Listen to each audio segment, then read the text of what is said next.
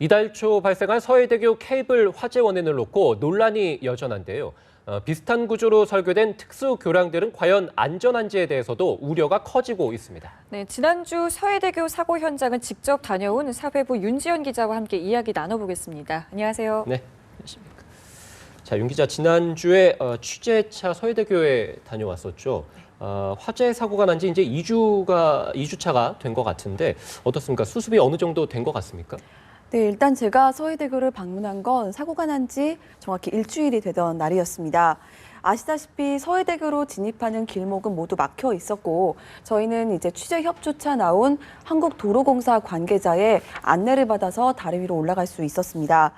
현장에서는 복구 공사가 한창이었지만 여전히 사고 잔해들, 그러니까 부러진 케이블 안쪽에 있던 강선들과 케이블 외피가 곳곳에 흩어져 있었습니다. 현재 도로공사는 크리스마스까지 통행 일부를 재개하겠다는 목표로 현장 근로자 30-40명 정도를 투입해서 작업을 진행하고 있고요.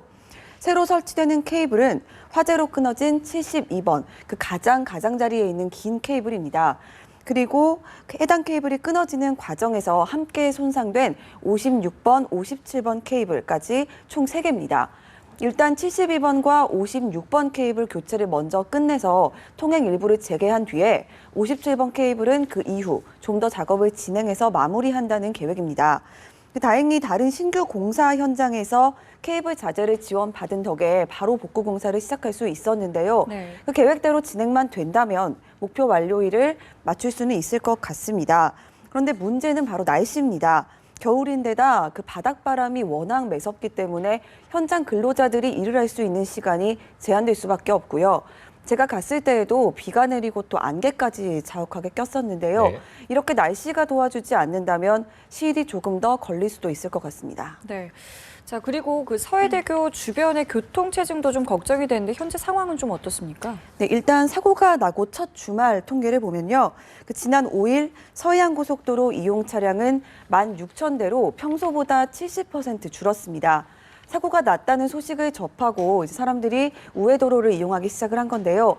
서해대교 우회도로로 이용된 38번, 39번 국도는 교통량이 무려 59%나 증가를 했습니다. 예. 저희 취재진도 그 서해대교 통제에 따른 교통체증을 직접 경험하고 왔는데요. 네. 그 들어갈 때에는 서해대교 목포 방향으로 바로 진입을 했는데 그 나오는 길에는 서해대교 남단으로 내려와서 국도로 돌아서 올라와야 했습니다.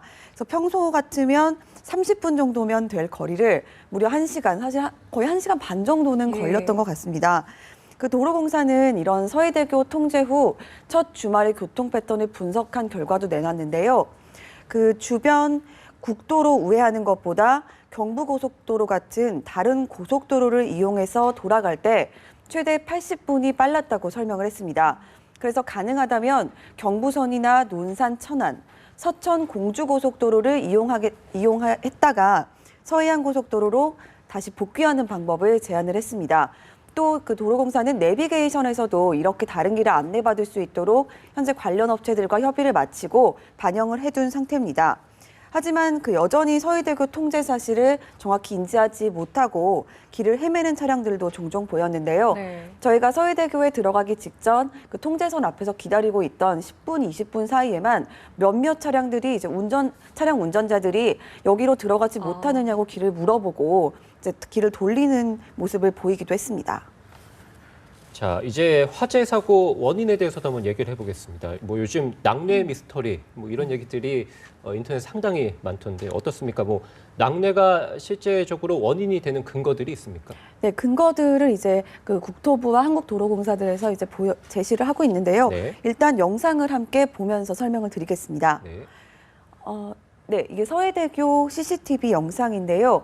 지금 불이 꺼지는 거 보셨습니까? 네. 네, 그 네. 사고 시간 임박해서 이렇게 CCTV상에 가로등 불빛이 꺼지는 모습이 포착이 됐습니다. 예. 그 전문가들은 보통 낙뢰가 치면 순간적인 전자기파 발생으로 이런 현상이 나타날 수 있다고 설명합니다. 또 실제로 낙뢰를 봤다 또는 낙뢰 소리를 들었다는 목격자들도 있어서 이 같은 낙뢰설에 힘을 실어주고 있습니다. 국토부와 도로공사는 보다 정확한 원인 분석을 위해서 프랑스의 낙뢰 전문가를 현장에 데려와 자문을 구하기도 했는데요. 그리스에서 발생했던 비슷한 교량 낙뢰 사고 조사에 참여했던 알렉 루소 씨인데요. 이 알렉 루소 씨는 화재 원인으로 작은 낙뢰를 지적을 했습니다. 이 전문가의 말을 들어보면 불을 발생시키고 케이블이 절단될 때까지 불이 유지되려면 지속 시간이 긴 소전류만이 가능하다고 합니다. 예. 만약 전류가 더 컸다면 아마 주탑에 피뢰침을 때렸을 것이라는 게 네. 그 전문가의 진단입니다. 도로공사 관계자의 이야기도 함께 들어보겠습니다. 작은 낙뢰의 경우에는 그 피뢰침에 맞지 않고 사장교 케이블에 맞을 가능성이 있으며 또한 작은 구멍이 나서 적당한 공기 유입으로 인해 화재가 이어질 경우가 큽니다. 네, 지금 내용의 이야기를 들어보니까 결국에는 이 작은 낙뢰가 피뢰침을 때린 게 아니라 케이블을 때려서다라고 이야기를 해줬는데, 그런데 왜 그 기상청 관측 결과에서는 일단 낙뢰가 잡히지 않았다는 보도가 있었거든요. 네, 그렇습니다. 서해대교 화재가 발생한 시간이 지난 3일 오후 6시 10분쯤인데요. 기상청은 이날 오후 5시 40분부터 6시 20분 사이에 사고 현장 주변에서 감지된 낙뢰가 없다고 밝혔습니다. 기상청은 전국 21개 지점에 관측망을 두고 있는데요. 서해대교 지역의 경우 서해기지, 보령, 인천, 충주 등 여러 개 지점의 센서가 동시에 작동해서 결과를 도출하게 됩니다. 그런데 어디에서도 낙뢰가 잡히지 않았다는 건데요. 현재 기상청에서 쓰고 있는 낙뢰 관측 장비는 지난해 말 독일에서 도입한 기계입니다. 신뢰도가 95%로 상당히 정확한 수준이고요. 물론 5% 수준의 오차가 발생할 수는 있지만 실제로는 아까 말씀드렸듯이 한 대로만 관측을 하지 않고 여러 대가 중첩 관측을 하기 때문에 오차가 거의 발생하지 않게 됩니다. 다만 기상청 관계자는 해당 기계가 최저 4kA의 낙뢰까지 잡아낼 수 있다고 설명을 했는데요. kA는 낙뢰의 세기를 보여주는 전류의 크기, 전류 단위입니다. 네. 프랑스 전문가 알렉 루소 씨는 이와 관련해서 화재를 일으킨 게 1에서 2kA 정도의 낙뢰였을 수 있다. 즉 아까 말씀드린 작은 낙뢰였을 수 있다는 건데요.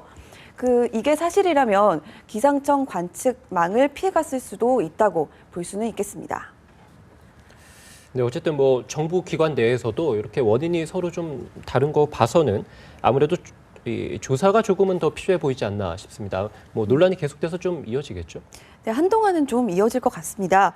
이미 낙뢰가 원인이 아닐 수 있다는 가능성 때문에 다양한 설들이 나오고 있는데요. 네. 예를 들자면 케이블 내부의 마찰열 때문에 불이 난 것이다. 또 상판과 케이블을 잇는 댐퍼라는 부분이 있는데 그 부분에 문제가 있었을 수 있다. 이런 다양한 가능성들이 나오고는 있습니다. 하지만 낙뢰설을 뒤엎기에는 근거가 조금 미약하고요. 결국 이제 사건 해결의 열쇠는 국립과학수사연구원이 쥐고 있습니다. 국가수가 끊어진 케이블을 수거해 가서 끊어진 단면을 정밀 감정하고 있는데요.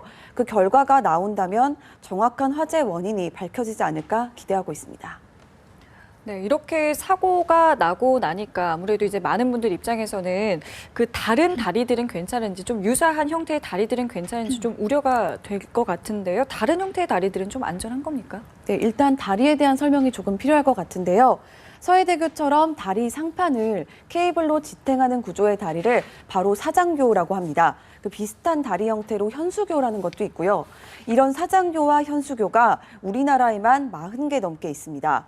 서울 한강다리 중에는 올림픽대교 혹시 기억하십니까? 네. 이게 네. 케이블이 있는 형태인데요. 올림픽대교가 바로 사장교의 형태로 되어 있습니다. 쉽게 말하자면 중앙부에 케이블이 설치되어 있는 그런 다리들을 사장교나 현수교라고 보시면 됩니다. 이런 사장교나 현수교의 경우 상판을 붙들고 있는 케이블의 강도가 다리의 생명일 수밖에 없습니다. 교량 케이블의 단면이 지금 나오고 있는데요. 예. 내부에 수십 개의 스트랜드로 이루어져 있고 옆에 지금 왼쪽에 보시는 검정색 예. 선들이 바로 스트랜드입니다. 스트랜드는 7가지 종류의 강선이 꼬여져 있는 형태로 이제 이루어져 있는데요. 결국 우리가 말하는 케이블이라는 게 커다란 원통 형태의 강선 묶음이라고 볼 수 있습니다.